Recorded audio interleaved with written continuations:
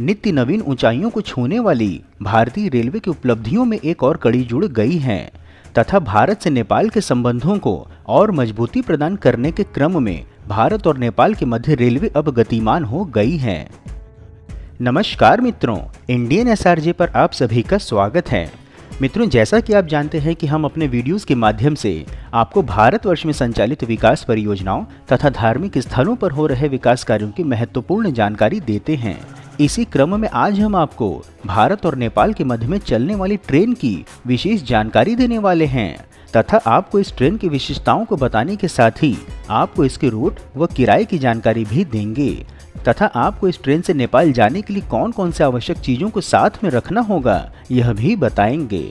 तो मित्रों, संपूर्ण जानकारी पाने के लिए वीडियो को अंत तक अवश्य देखें।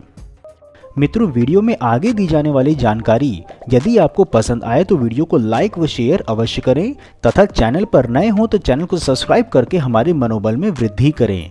चलिए वीडियो में आगे बढ़ते हैं।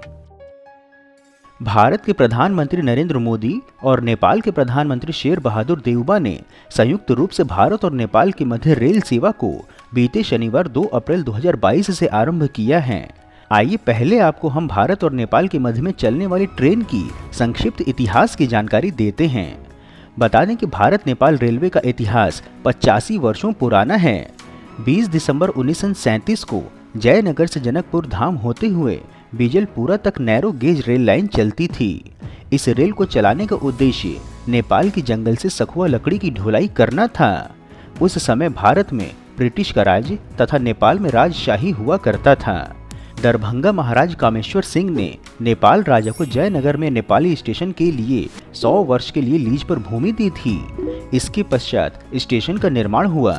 इस समय अवधि में वर्ष 1961 तक केवल माल ढुलाई का ही कार्य होता रहा। नेपाल में वर्ष 1961 के विवाह पंचमी के दिन अर्थात आज से 61 वर्ष पूर्व विवाह पंचमी के दिन ही जयनगर से जनकपुर धाम के बीजलपुरा तक यात्री सेवा बहाल हुई थी। इससे यात्रियों को भी आने जाने में सुविधा मिली। इस यात्री सेवा बहाल करने के लिए नेपाल रेलवे को भारत सरकार ने 3 स्टीम इंजन व कोच दिया था। स्टीम इंजन का नाम राम, सीता, गुहेश्वरी के नाम से था। इसके पश्चात 1994 अर्थात 28 वर्ष पहले भारत सरकार ने 2 डीजल इंजन तथा कोच दिया। राइट्स कंपनी के इंजीनियर तथा लोको पायलट 1 वर्ष नेपाल में रहकर नेपाली रेलवे कर्मचारियों को प्रशिक्षण दिया था, परंतु इस संपर्क सूत्र को वर्ष 2001 में नेपाल में बाढ़ के पश्चात निलंबित कर दिया गया था। तत्पश्चात स्थिति सामान्य होने पर जयनगर से नेपाल के जनकपुर तक वर्ष 2014 तक नेपाली ट्रेन का परिचालन हुआ। धीमी गति से चलने के कारण लोग इसकी खिड़की और दरवाजे पर लटक करके यात्रा करते थे। बता दें कि भारत सरकार ने मैत्री योजना के अंतर्गत भारत के जयनगर से नेपाल के वर्दीवास तक 69.5 किलोमीटर की दूरी में नैरो गेज ट्रैक को मीटर गेज ट्रैक में बदलने व रेल लाइन बिछाने के लिए 548 करोड़ रुपए स्वीकृत किए थे। यह परियोजना 3 चरणों में बांटी गई है। इसके अंतर्गत जयनगर से कुर्था की रेल सेवा के लिए बीते जुलाई वर्ष 2021 में स्पीड ट्रायल किया गया था और अब इस रेल खंड का परिचालन आरंभ हो गया है। जानकारी के लिए बता दें कि कोंकण रेल कॉरपोरेशन लिमिटेड ने 1600 HP डेमो यात्री रैक के 2 सेट और 2 संचालित रेल सेवाओं की आपूर्ति की है। इस 2 डेमो रैक में नॉन AC कोचों के अतिरिक्त प्रत्येक में 2 AC कोच हैं। ये 2 रैक पिछले वर्ष सितंबर में नेपाल को सौंपे गए थे, जिसे कि नेपाल सरकार ने लगभग 1 अरब नेपाली रुपए में खरीदे हैं। इस प्रकार से वर्ष 2014 तक भारत नेपाल के मध्य जिस सक्रिय लाइन पर रेल चलती थी उस पर आज पहली बार ब्रॉड गेज यात्री रेल लाइन सेवा आरंभ हो चुकी है। भारतीय रेलवे नेपाल रेलवे कंपनी के साथ जानकारी और संचालन तथा रखरखाव प्रक्रियाओं को साझा करने के साथ साथ नेपाल के अधिकारियों को प्रशिक्षण प्रदान करके बीजी सेवा चलाने में नेपाल को पूर्ण सहयोग प्रदान कर रही है। अब यदि आपको इस रेल परियोजना की अधिक जानकारी दें तो बता दें कि भारत नेपाल के मध्य बनी इस रेल लाइन के निर्माण में लगभग 800 करोड़ रुपए की लागत आई है। जयनगर से बीजलपुरा और बर्दीवास तक 69.08 किलोमीटर परियोजना के अंतर्गत पहले चरण में लगभग 36 किलोमीटर लंबी जयनगर से जनकपुरा धाम कुर्था रेल खंड पर ट्रेनों का परिचालन आरंभ हो चुका है। कुर्था से बीजलपुरा तक लगभग 18 किलोमीटर लंबे रेलखंड का भी कार्य पूरा हो चुका है, जबकि नेपाल सरकार बीजलपुरा से बर्दीवास तक 16 किलोमीटर की रेलवे लाइन को शीघ्र ही करवा देगी।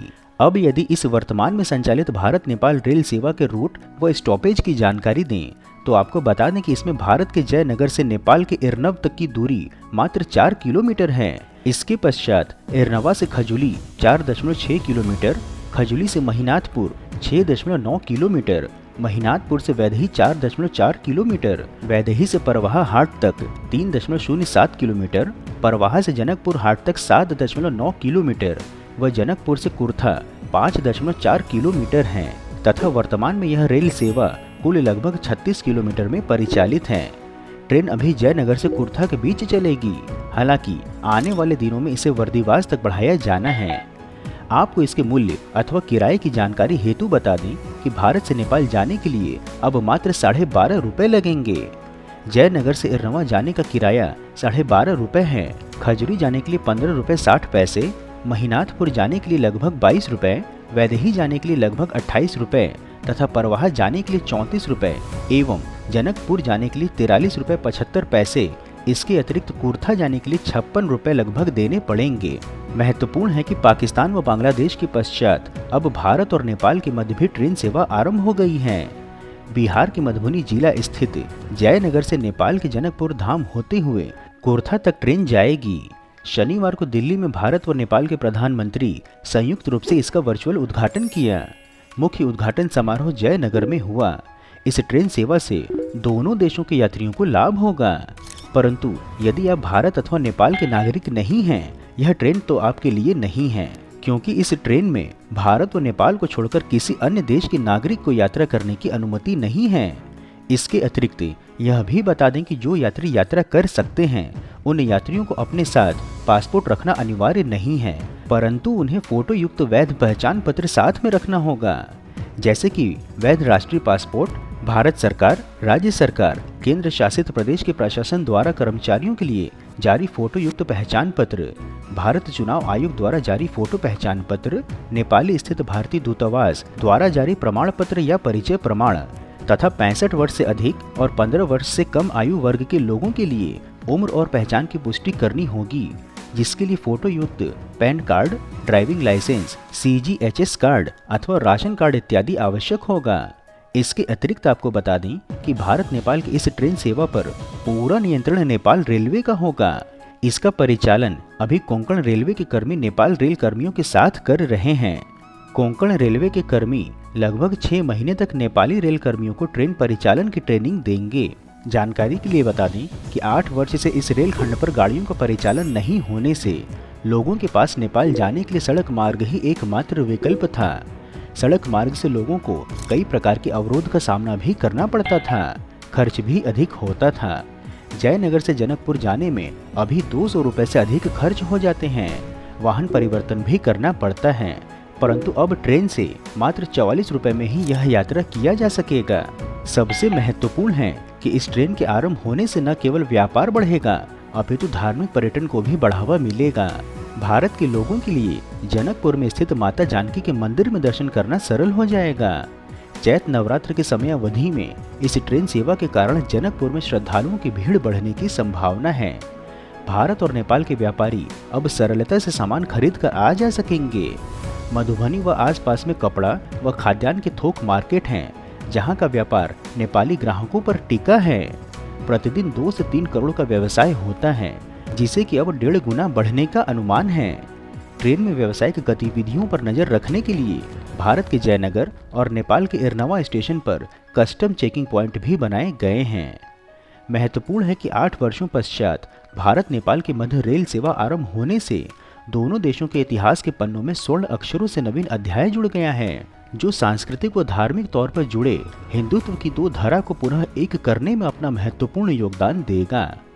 मित्रों, यदि आपको वीडियो में दी हुई भारत नेपाल रेल सेवा की जानकारी पसंद आई हो तो वीडियो को लाइक व शेयर करें एवं यदि कोई सुझाव हो तो वह भी बताएं और कमेंट बॉक्स में अपने गांव, जिले अथवा नगर का नाम अवश्य लिखें। इसके अतिरिक्त यदि आप नए दर्शक हैं अथवा अभी तक आपने चैनल सब्सक्राइब नहीं किया है तो हमारे मनोबल में वृद्धि करने के लिए चैनल को सब्सक्राइब अवश्य करें।